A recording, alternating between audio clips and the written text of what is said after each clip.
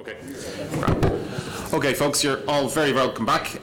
Thank you very much indeed. And introducing you now to Colm Timmons from Astellas Ireland, based in Kerry, and is going to chat to us about their CSR journey and talk to us a little bit about the whole area of CSR. Okay, over to you, Colm.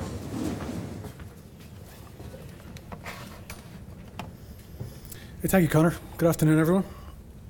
Hopefully that caffeine fix will see us through to the finish line. My name is Colm Timmons. I'm the Engineering Facilities Manager at Astellas Pharmaceuticals in Colorglan in Kerry.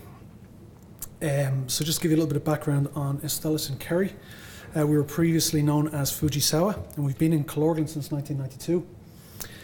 We merged with Yamanouchi in 2005 to become Astellas. The Yamanouchi plant is in Damitstown in Dublin, which is Astellas Dublin now. We currently employ 350 people in the Kerry plant, and I'm representing the Kerry plant today.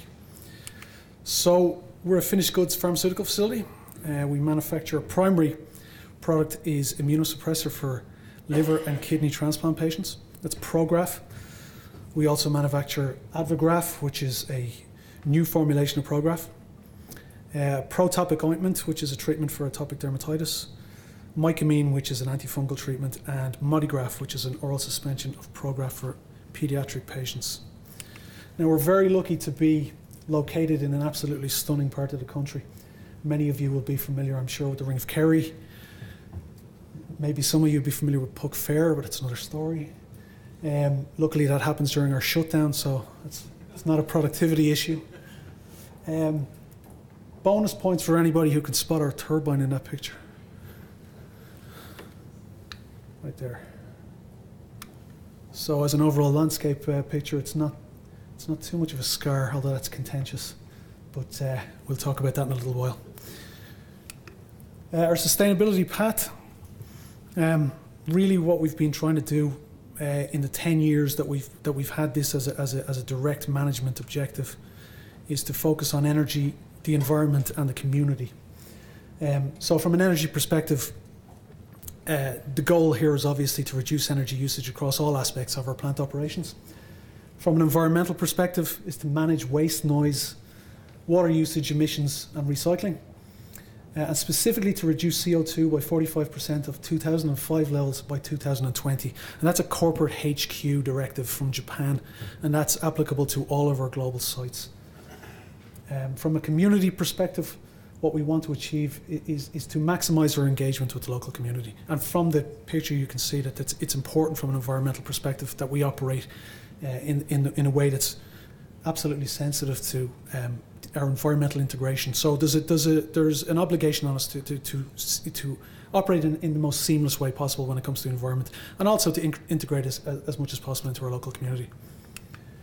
Okay, so from our energy management standard perspective, we got started in 2005 with local projects, all the low-hanging fruit that people have talked about, VSDs, occupancy control and HVAC, all the good stuff, all the stuff that gets you started, that's low investment and maximum return quickly.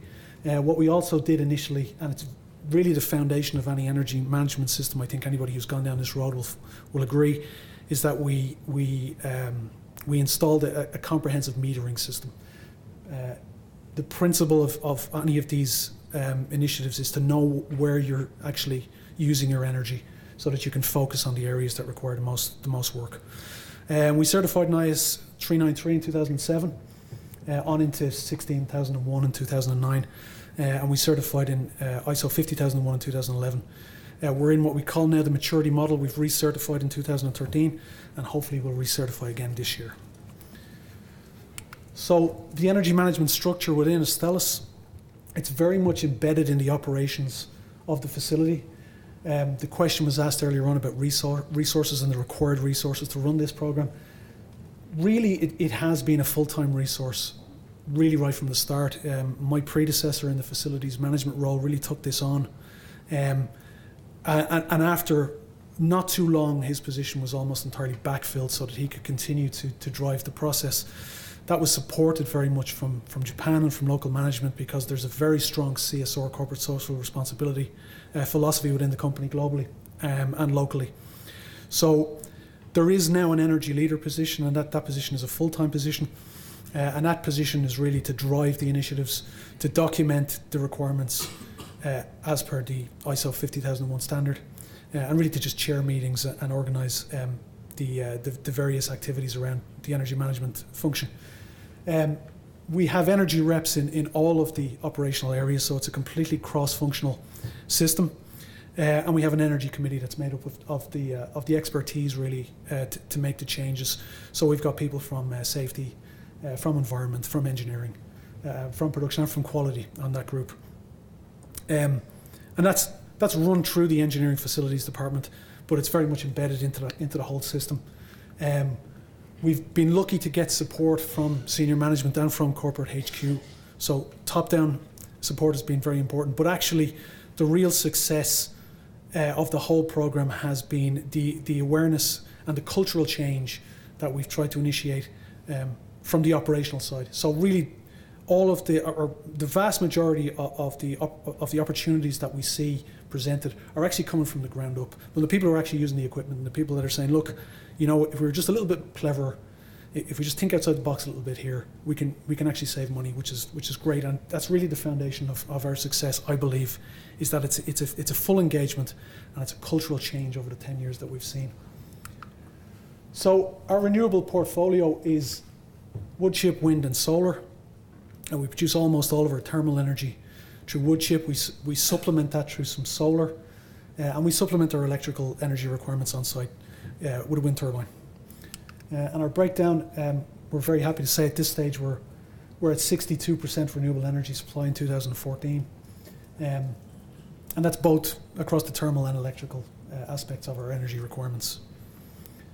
To go into some of the specific projects, and these are the flag projects, these are the ones that are easy to talk about, and we're lucky in a way that we were in the right situation and the right place at the right time to implement some of these projects.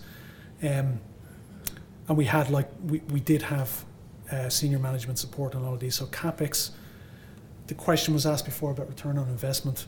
Do we assess our energy sustainability projects the same as our operational projects? Well, the answer is no. And the reason is there's a CSR element. We want to be perceived as a green, lean, sustainable company. It's important for our corporate objectives. We believe it's important for our community. We believe it's important for our investors, and so globally there is support for these type of projects. So wood chip boiler in 2012, we installed this. It's a 2.5 ton boiler, 1.67 megawatt output, and we're seeing an annual output of around 7.5 gigawatt hours, a little bit more than that actually lately. Payback, again, this would be largely determined by the price of oil, which has fallen, so that payback has stretched out a little bit. But 6 years, maybe 6 to 7 years now. This has allowed us to reduce our CO2 emissions associated with our thermal energy generation by 2,000 tonnes, and actually more than that now. Again, we're approaching 2,500 tonnes annually, and a saving of 700,000 litres of oil or more, up to 800,000 litres now. So that's a very successful project. The boiler itself is supplied by a Danish company called Voice, and they were engaged with us right from the start of the project. I know that there's been some difficulty with some biomass and wood chip boiler installations in Ireland. This one has really been our flag project. It's been absolutely superb right from the start. And some of the key elements that are the vendor Voice. They have huge experience with central heating projects, community heating projects in Scandinavia. When we told them we wanted to burn wood chip, it's the easiest thing they're going to be presented with. They burn coffee bean shells and all sorts of things in Europe. So this was easy for them, and it was very successful. The other aspect of the project that I believe contributed to its success is we embedded the people who are going to operate and own and maintain the boiler right from the start of the project. So there was ownership there. So they were involved with design decisions, and now they operate the project. And there's some real embedded ownership, and that's an important aspect of any project from what we've seen. Again, the wood chip itself is obviously critical. It's critical to have a consistent fuel supply, and we have a contract with Coillte. We're lucky, obviously, in the location that we are, that we have a huge supply of forest, and actually all the wood chip that's actually burned in the boiler is sourced, it's harvested, it's chipped, and it's sourced within 50 kilometres of the plant. Predictable fuel pricing is a significant element. Obviously, there's volatile oil pricing and gas pricing, and there's some political elements there. But we've locked ourselves into a fixed contract with Coillte here on a 2-year rolling basis. We are using approximately 3,500 tonnes of wood chip on an annual basis, and at any one time within that 50 kilometre catchment area in Kerry, there's 8,000 tonnes ready to go. So in terms of supply, there's no problem. All harvesting, chipping and haulage is by local contractors, so all of that employment is being created in the immediate local area. And also because it's Coillte, all the money that we previously spent on oil is staying in Ireland, which is again, that's important from a CSR perspective, that's important to Estellas. So a very successful project, we're proud of that one. Wind turbine again in 2012. This one gets a little bit more attention, obviously because it's a little bit more obvious. It's an Enercon E53. It's a maximum output of 850 kilowatts. And annual output there again about 1.7 gigawatt hours. Payback on this one is around about 7 years. Again, that's maybe 3 or 4 on the list of priorities when we're presenting a CSR project like this and a sustainability project, and we're lucky in that regard, and I appreciate that. That's not everyone else isn't in that position. CO2 emissions, we're saving around about 800 tonnes here, around about 200,000 euros a year. And we have some solar installation from last year. So what we're using the solar installation for is to supplement our hot water system to one of our administration buildings. This was an easy installation for us actually because we had available southwest facing roof space. We had an existing dual coil water cylinder to actually hook this up to, and so the system integration was very straightforward. Payback on this, as anybody who's looked into solar, as a pure cost benefit, it's not going to make sense. You're looking at 10 years. Again, this was a CSR for us. We wanted to expand the portfolio. We wanted to try this out as a pilot project and see how we got on with it. It has been successful. Again, we're starting to look at long paybacks on this. So what we're engaged with currently, last year and this year, is an LED upgrade project. A lot of people seem to be involved with LED upgrades, which is great. From our perspective, we had old T8 fluorescent fittings. 180 watts, I believe they are each. They date the place really. It's kind of a yellowy output. What we've installed here is new panel LED lights, much cleaner installation. You can see the actual area of the light is less than they're 600 by 600, sort of by 600 by 1200s. We've used the opportunity while installing these to install lighting control, so both photo cells and PIRs. So if there is there is a room next door to this one. There's a room next door to this one that has external windows. If the daylight is sufficient, the lights will turn off. If the daylight drops, which it often does, obviously in Ireland, the lights will come on. And then if there's no occupancy in the room, the lights will go off. This has been a great project for us, and we're in the middle of rolling this out across the plant. We're looking at around about 1,000 fittings. 2014 savings achieved. 161,000 kilowatt hours, about 70 tonnes CO2 savings. Payback there is 5.4 years. What we've factored into that 5.4 years is the maintenance costs. We're looking at tube replacements. We're looking at the resources that are required to do that.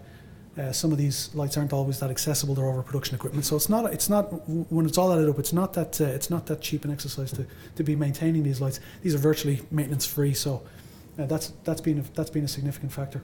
Also, the waste handling when it comes to fluorescent tubes, that's eliminated, and with 1,000 fittings, there is quite a bit of that. So we're very happy from a sustainability perspective that this is a very good project.